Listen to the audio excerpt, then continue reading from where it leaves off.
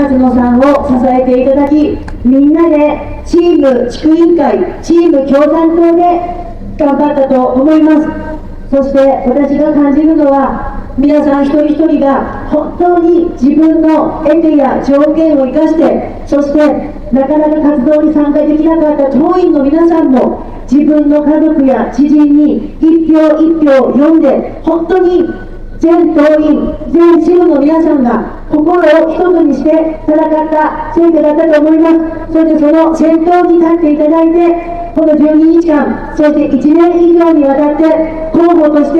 頑張ってくれた辰野宏さんがいてくれたからだと思うんです。皆さん本当に辰野さんに激励を送りながら、この北海道から衆議院の日本共産党の議席がないということは、本当に島民の皆さんにとっても、市民の皆さんにとっても、私は不幸だと思います。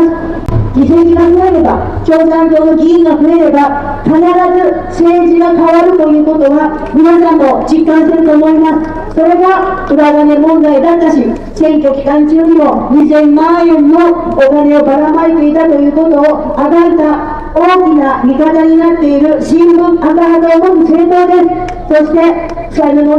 の根で党員の皆さんが日々いろんな市民の皆さん、住民の皆さんとつながって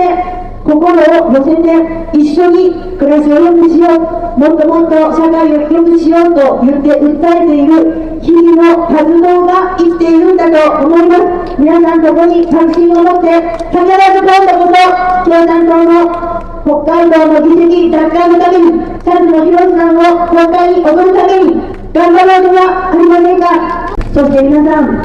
明日はまず辰野宏と書いていただく方を増やしてください。そして平山日本共産党です。畑山和也と書いてはいけませんということも訴えていただき、必ず勝利の喜びを味わえる明日にしたいと思います。